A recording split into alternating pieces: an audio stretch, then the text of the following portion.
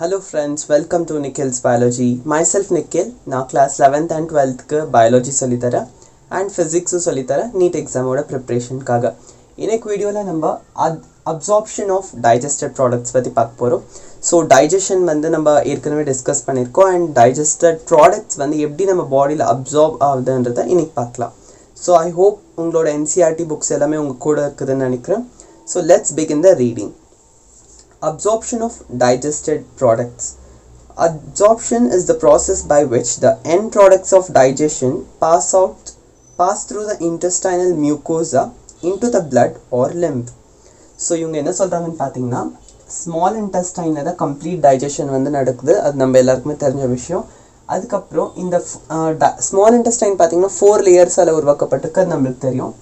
So inner mucosa, submucosa, muscularis and serosa. So இங்க தான் பாத்தீங்கன்னா டைஜஷன் வந்து கம்ப்ளீட்டா நடந்துருக்கு. இது வந்து இங்க அப்சார்ப் ஆகணும். So இந்த மாதிரி வில்லா இருக்கும், அது நம்ம எல்லாருக்குமே தெரிஞ்ச விஷயம். ஸ்டொமக்ல இந்த மாதிரி இருந்துச்சுன்னா அதை நம்ம ரூகேன்னு சொல்லுவோம். அதுவும் நம்ம எல்லாருக்குமே தெரிஞ்ச விஷயம். ஓகே, ஸோ இதில் வந்து பார்த்தீங்கன்னா ஸ்மால் இன்டெஸ்டைனில் இந்த மாதிரி பிளட் சப்ளை வந்து அதிகமாக இருக்கும். So I use red marker. So அந்த ஸ்மால் இன்டெஸ்டைன் பார்த்தீங்கன்னா பிளட் வந்து இந்த மாதிரி பிளட் சப்ளை வந்து அதிகமாகவே இருக்கும். இங்கே வந்து ஃபுட் வந்து டைஜஸ்ட் ஆகிருக்கு, அது வந்து இங்கே வந்து அப்சார்ப் ஆகுது. அதுதான் நம்ம எப்படின்னு பார்க்க போகிறோம். Okay, small amounts of monosaccharides like glucose, amino acids and some of electrolytes like chloride ions are generally absorbed by simple diffusion. Simple diffusion la எப்படி absorb ஆகுதுன்னு பார்த்தீங்கன்னா first diffusion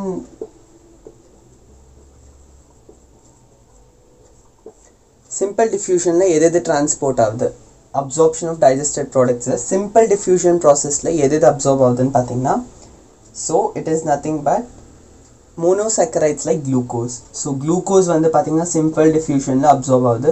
next chloride ions கூட பார்த்தீங்கன்னா simple diffusion ல absorb ஆகுது. and next amino acids. So amino acids பார்த்தீங்கன்னா units of proteins, இது எல்லாருக்குமே நம்மளுக்கு தெரிஞ்ச விஷயம்.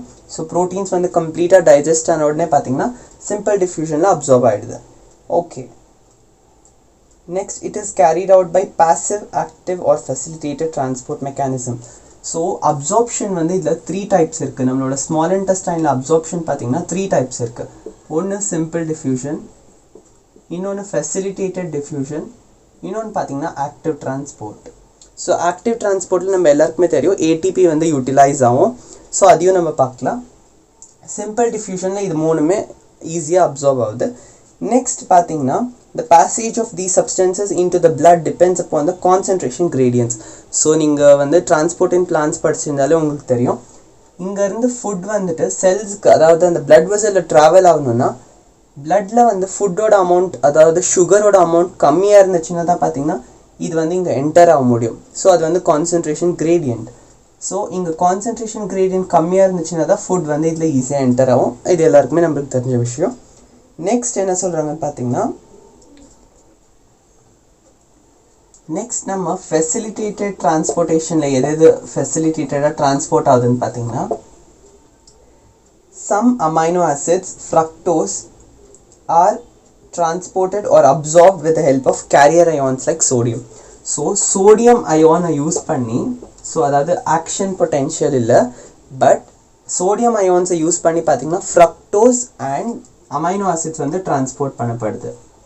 fructose and amino acids. so amino acids வந்து நம்ம AA and represent பண்ணுவோம். இத வந்து நம்ம facilitated transport ன்னு சொல்லுவோம்.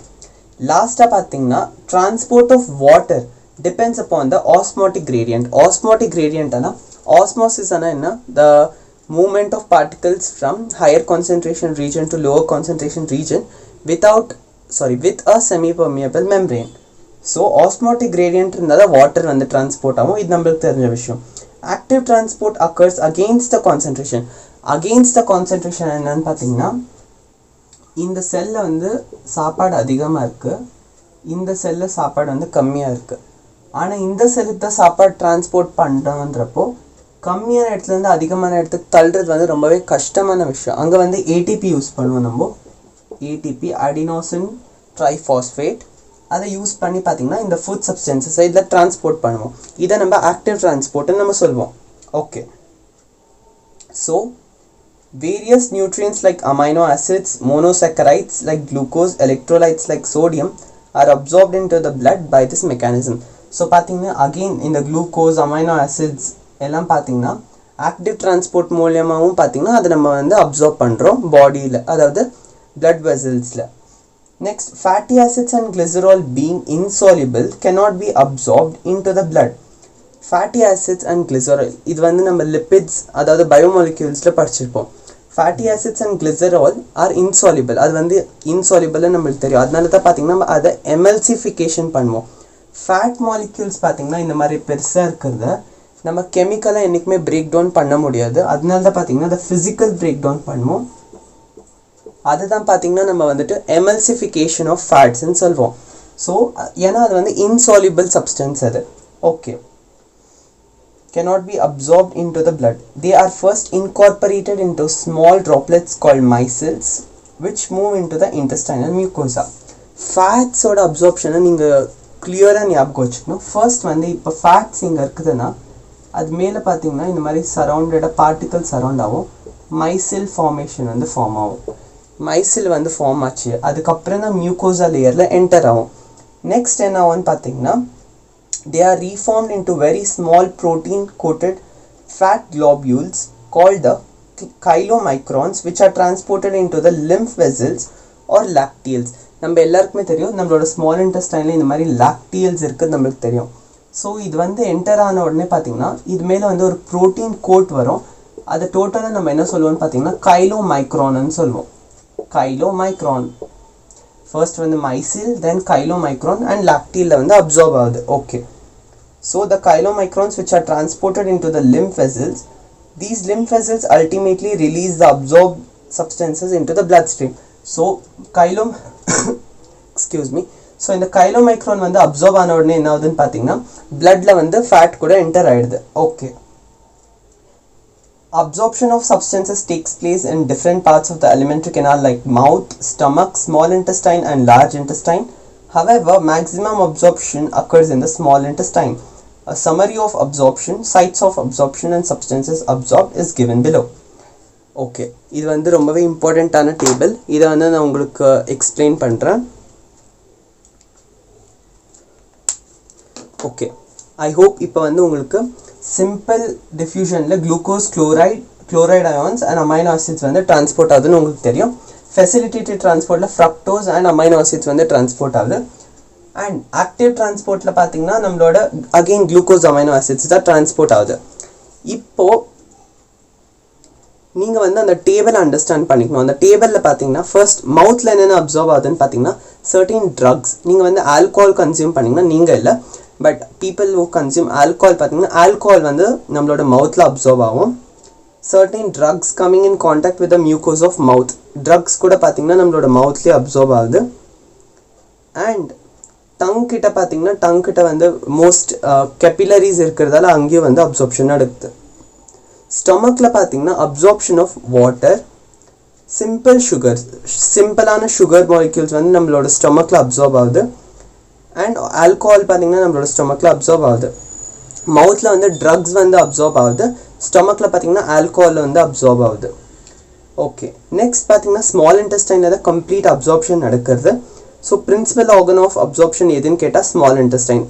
எங்கே அதிகமான அப்சார்ப்ஷன் நம்ம பாடியில் நடக்குது ஃபுட்டுன்னு கேட்டால் it is small intestine. It is known. The digestion is completed here and the final products of digestion such as glucose, fructose, fatty acids, glycerol and amino acids இது எல்லாமே பார்த்தீங்கன்னா நம்ம ஃபுட் என்னென்ன சாப்பிட்றோமோ எல்லாமே கம்ப்ளீட்டாக ஸ்மால் இன்டெஸ்டைனில் தான் அப்சார்ப் ஆகுது through mucosa and into the blood stream. and அதே ஃபேட் அண்ட் லிப்பிட்ஸாக இருந்துச்சுன்னா அது வந்து லிம்ஃப் வெசல்ல என்டர் ஆகும். இதை வந்து ஞாபகம் வச்சுக்கணும். லாஸ்ட்டாக லார்ஜ் இன்டெஸ்டைன்லையும் பார்த்தீங்கன்னா நம்மளோட அப்சார்ப்ஷன் நடக்குது. அது என்னென்னு பார்த்தீங்கன்னா absorption of water. Most water பார்த்தீங்கன்னா நம்மளோட லார்ஜ் இன்டெஸ்டைனில் தான் அப்சார்ப் ஆகுது. அதனால தான் ஃபீக்கல் மேட்டர் பார்த்தீங்கன்னா செமி ஃப்ளூயிட் நேச்சரில் இருக்கும். பிகாஸ் லைட்டாக ஃப்ளூயிட் வந்து அதில் ரீட்டைன் ஆகிருக்கும் அண்ட் அதனால தான் அது பார்த்தீங்கன்னா செமி ஃப்ளூயிட் நேச்சரில் இருக்கும். Okay, some minerals and drugs. நம்மளோட ஸ்மால் இன்டெஸ்டைன்லையும் பார்த்தீங்கன்னா அதிகமான டேப்லெட்ஸ் எல்லாம் நம்ம சாப்பிட்ருப்போம். அதெல்லாம் ஸ்மால் இன்டெஸ்டைன்லேருந்து லார்ஜ் இன்டெஸ்டைனுக்கு என்டர் ஆயிருந்துச்சுன்னா அங்கே வந்து கண்டிப்பாக ரீஅப்சார்ப்ஷன் வந்து நடக்கும் கம்ப்ளீட்டாக. ஸோ இதெல்லாம் தான் பார்த்தீங்கன்னா ரீஅப்சார்ப்ஷன் நடக்கிறது. லாஸ்ட் பேராகிராஃப் என்சிஆர்டியில் என்ன சொல்கிறாங்கன்றதை பார்க்கலாம். So the absorbed substances finally reach the tissues which utilize them for their activities. This process is called assimilation. The digestive wastes solidified into coherent feces in the rectum initiate a neural reflex causing an urge or desire for its removal. The ejection of fecus to the outside through the anal opening is called defecation. It is a voluntary process and is carried out by a mass peristaltic movement. So இந்த எஜெக்ஷனை பற்றி நம்ம next லெக்சரில் பார்க்கலாம். ஜென்ரலாக இவங்க என்ன சொல்கிறாங்கன்னா food டைஜஷனில் பார்த்தீங்கன்னா 3 ஸ்டெப்ஸ் இருக்குது. ஃபர்ஸ்ட் வந்து இன்டேக் இருக்குது இல்லையா, இன்டேக்கை வந்து நம்ம என்ன சொல்லுவோம்னு பார்த்தீங்கன்னா கன்சம்ஷன் நம்ம சொல்லுவோம். கன்சம்ஷன் ஆகிட்டு பேருக்கு பார்த்தீங்கன்னா அசிமிலேஷன் தான் நம்மளோட என்சைம்ஸ் எல்லாம் யூஸ் பண்ணி அதை பிரேக் டவுன் பண்ணி நம்மளோட செல்ஸில் எடுத்துன்னு வந்து வச்சுக்கிறோம் இல்லையா, அதுதான் பார்த்தீங்கன்னா நம்மளோட அசிமிலேஷன் நம்ம சொல்லுவோம். ஸோ அந்த செல்லில் பார்த்தீங்கன்னா இப்போ இது எல்லாமே என்டர் ஆனப்போ அது வந்து again it will start glycolysis ப்ராசஸாக இருக்கட்டும், கிரெப் சைக்கிளாக இருக்கட்டும், இதெல்லாம் நம்ம பாடியில் நடக்கும். ஏடிபி வந்து ரிலீஸ் ஆகும், அது நம்மளுக்கு தெரிஞ்ச விஷயம். அண்ட் வேஸ்ட் ப்ராடக்ட்ஸ் பார்த்தீங்கன்னா ஃபீசிஸாக அது வந்து எக்ஸிட் ஆகிடும். ஸோ கன்சம்ஷன், அசிமிலேஷன் அண்ட் எஜெஷன், இந்த 3 ப்ராசஸ் தான் டைஜஷனோட மெயின் ஸ்டெப்ஸு. ஓகே, லாஸ்ட்டாக எக்ஸ்க்ரீஷன் ஆகிறது வந்து அது ஒரு பெரிஸ்டால்டிக் மூமெண்ட், அதை பற்றியும் நம்ம டிஸ்கஸ் பண்ணலாம். ஐ ஹோப் இந்த லெக்சர் வந்து உங்களுக்கு யூஸ்ஃபுல்லாக இருக்கும்னு நினைக்கிறேன். இதே மாதிரி வீடியோஸ் நீங்கள் பார்க்கணும்னு நினச்சா இந்த சேனலுக்கு சப்ஸ்கிரைப் பண்ணிக்கோங்க. மறக்காமல் இந்த வீடியோஸை லைக் பண்ணுங்கள். தேங்க்யூ.